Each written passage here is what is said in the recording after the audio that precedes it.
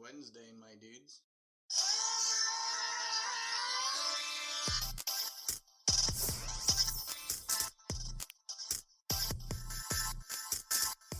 Welcome to another episode of Wednesday Toast, a podcast about comic book stuff where we talk about all kinds of comic book related stuff. My name is Lex, and I am your host today. Unfortunately, Simon couldn't make it this week. That's partially my fault.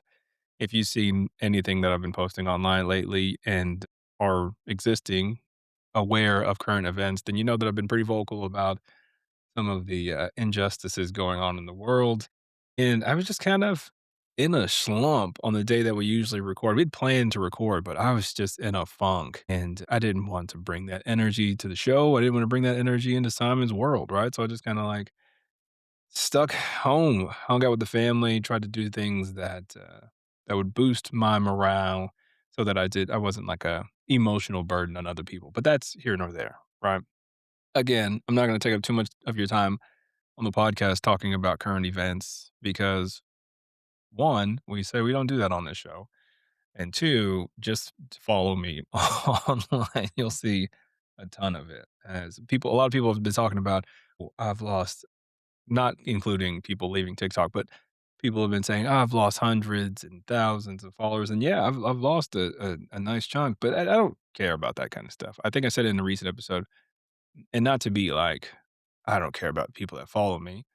It's more of like the people that are unfollowing me because I'm talking about current events are probably people that I don't know, followed me for some trolling thing that I said or, uh, followed me for some comic book take that I wrote, and they just honestly didn't know too much about me.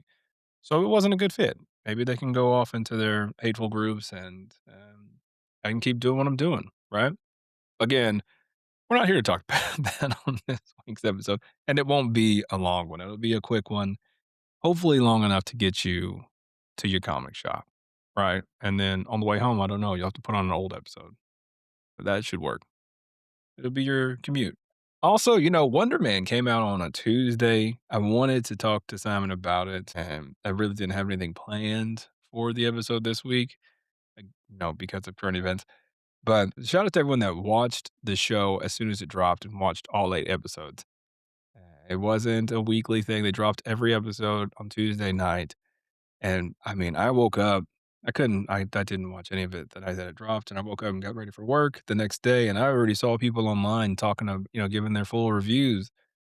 And I'm like, dang, I guess I'm just not as dedicated as I used to be.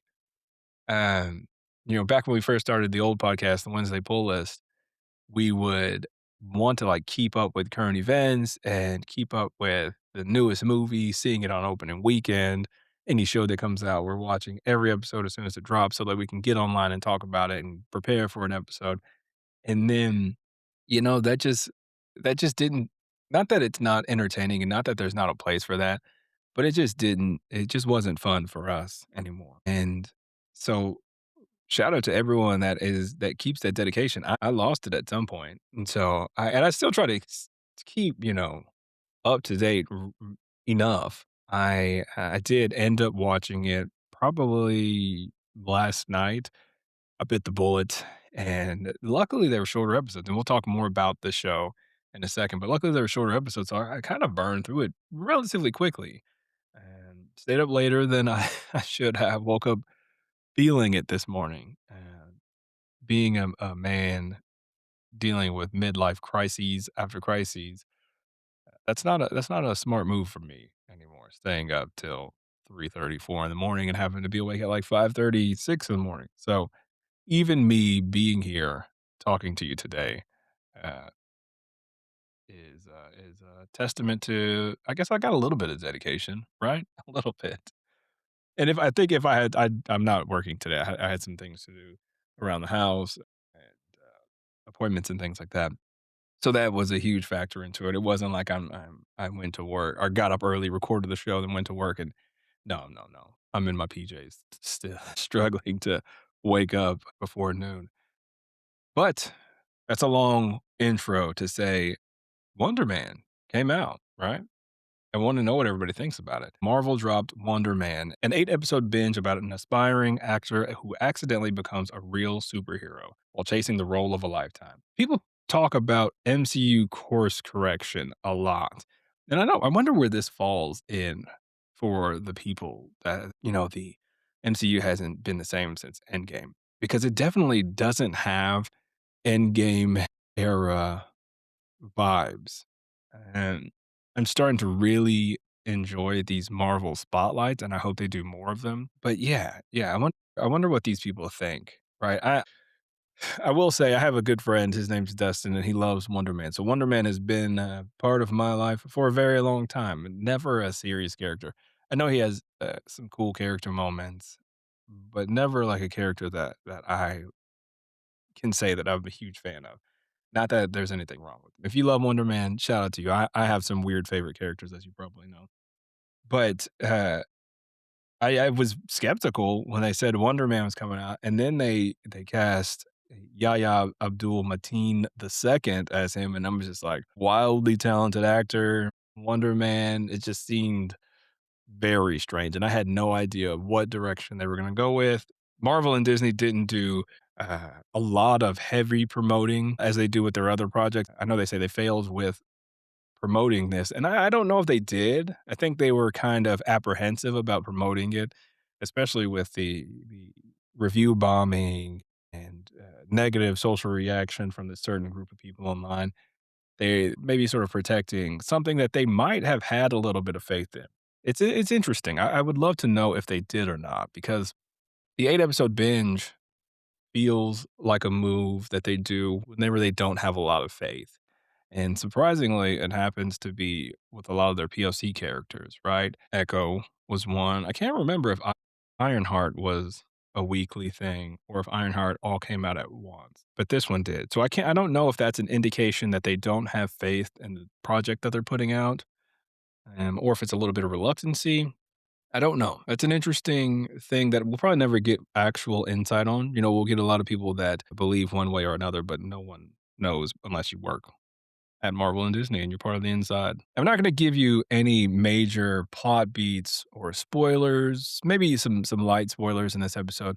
I do plan on breaking this down in depth with Simon and talking about a lot of my favorite moments. I'm probably gonna try to watch it again and maybe take notes and really show that I still have a little bit of that dedication in me. So hopefully Simon watches it, and I can't wait to hear what he says about it.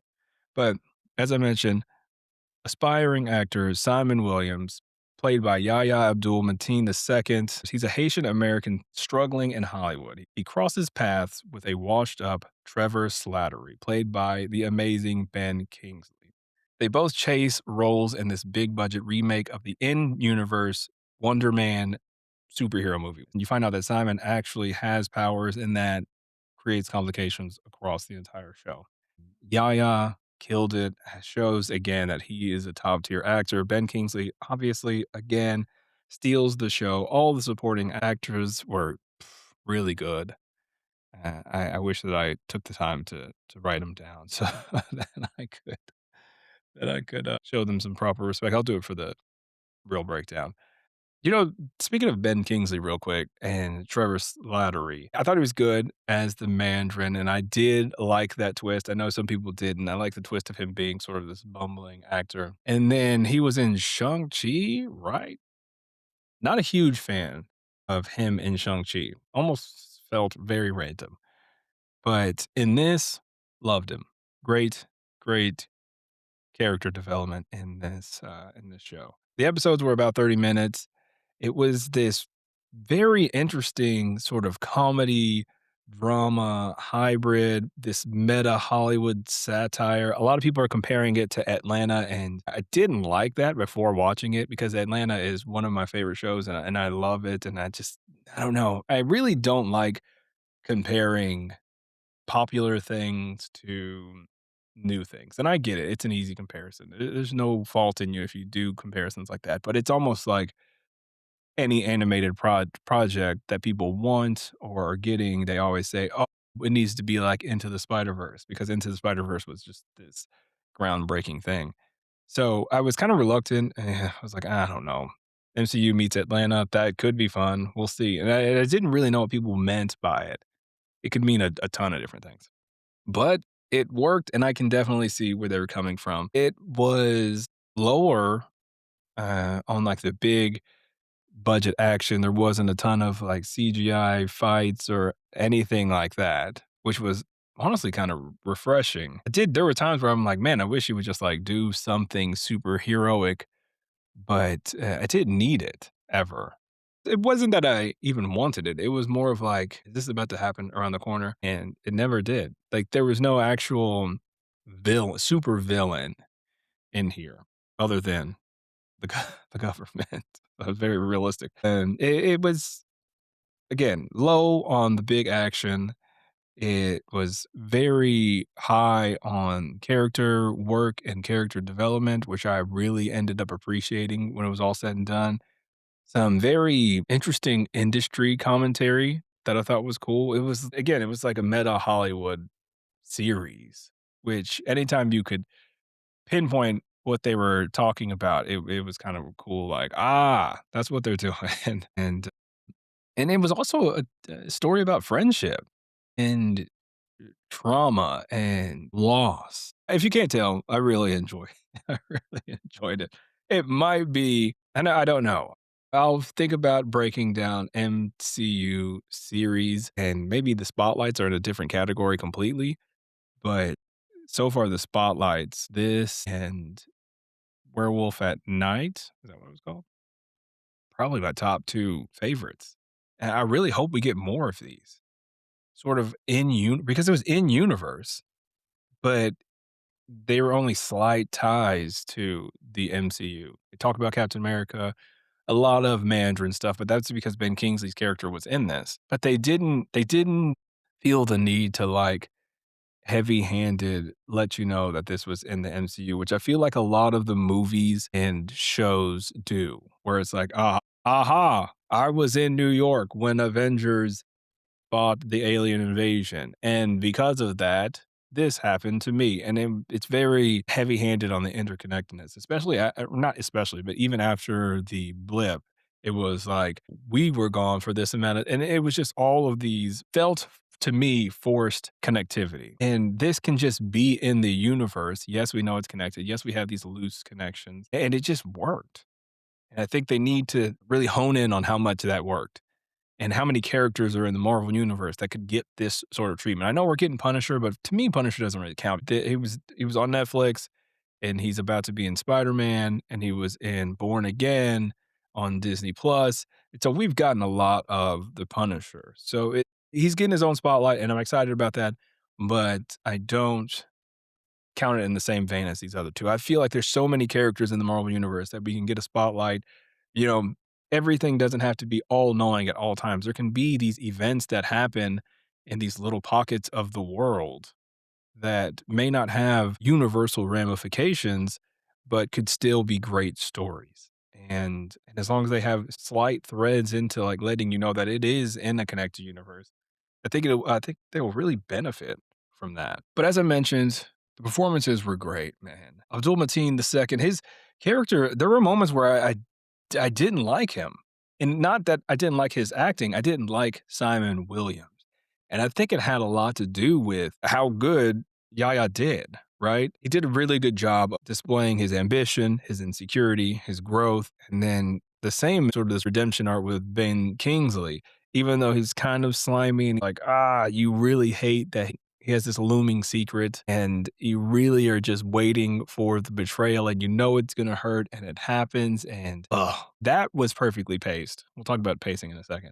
But I thought the satire on Hollywood with, ego, press, typecasting, sort of auditions, superhero fatigue, which I think they sort of touch on, identity, it felt very human and it almost didn't feel superhero at all, even though superheroes do exist in this world. I really liked that.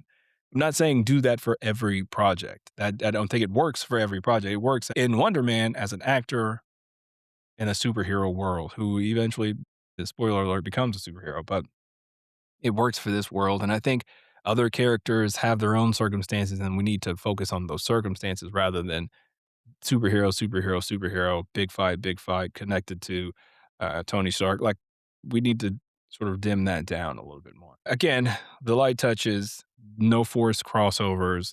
Yeah, it was probably my favorite thing about it. The humor was great. There was some silly moments, but it wasn't heavy-handed, like, waiting for applause or waiting for laughter jokes that sometimes we get in the MCU. Sometimes it's like they'll say a joke and there'll be this weird pause and it's waiting for the audience to laugh or clap. And we didn't really get a lot of that in this. So I really appreciated that. There were a few Easter eggs in it, which were really cool, which we'll talk about in the full breakdown of the episode.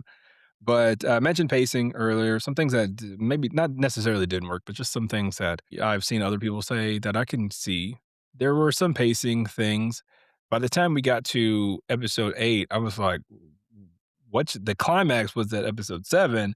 And then I was like, we're just going to wrap this up in the next 30 minutes. So I was worried about that. And I assumed it was going to be this big cliffhanger and we were going to learn more about a next season. Or in conformity gates fashion, we were going to get the cliffhanger at episode 8 and then get a 45-minute special, like an extended spotlight, which would have been really cool. But we honestly didn't need it.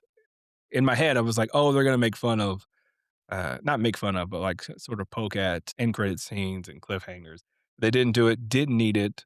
It ended up working. If you're someone that is into sort of like the deep lore and real connective tissue of the MCU, then it might lose points for you because, as I mentioned, one of my favorite things is how loosely connected it is. And not a lot of superhero elements in it. He suited up not for a superhero moment, he suited up for his big movie moment. And we don't really get to see a lot of what his powers do, which I almost appreciate. It is kind of a little bit of not frustrating, but it was like, what does he do? And we've seen his powers on display a few times, but there was this funny moment where he gets into this altercation in an alleyway, and Ben Kingsley's character is like, "Are you going to use your super speed? Do you have super speed?" And he just doesn't answer him. He just continues to go and do his thing.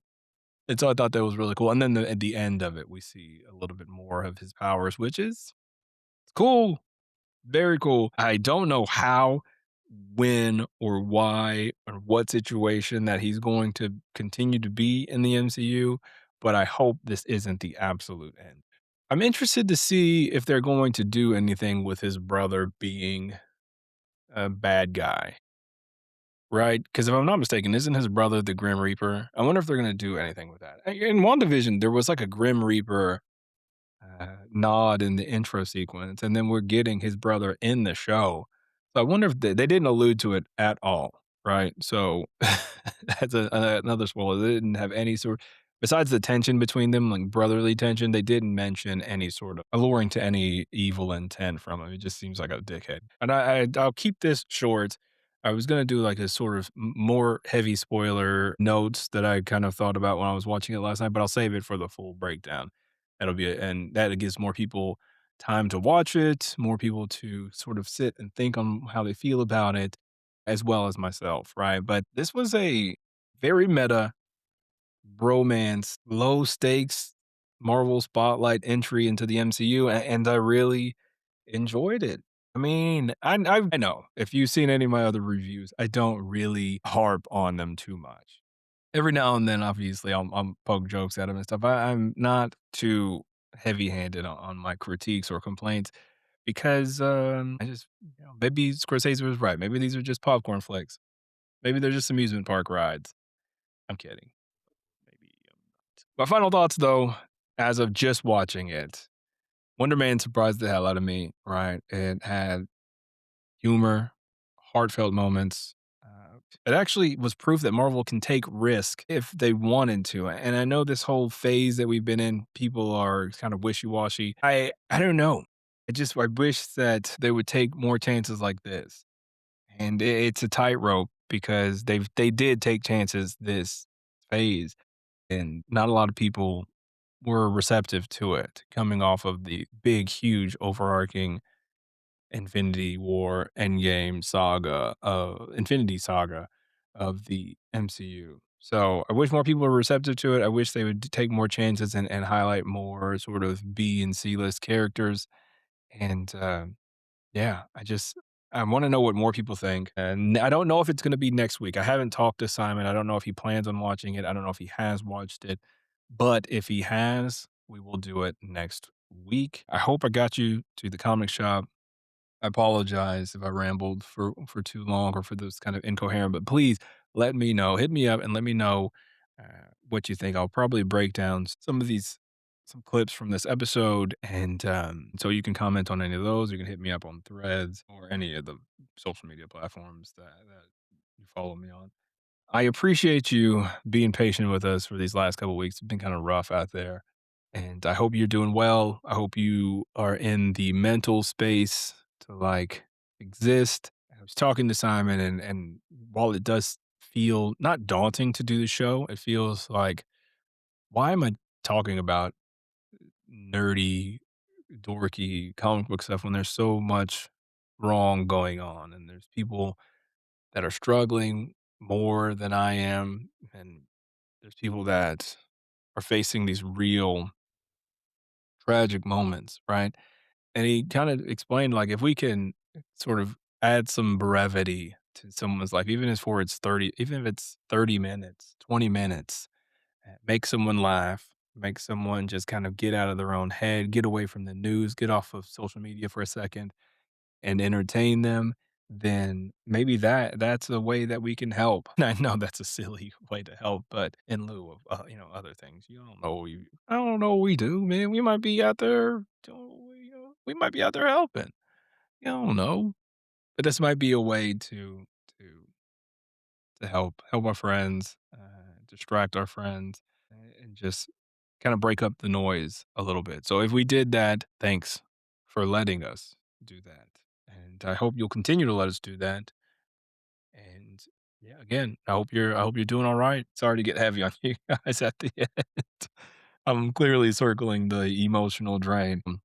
That's my cue to go. Hopefully Simon will be back next week. I need him to buffer me a little bit and keep me in check.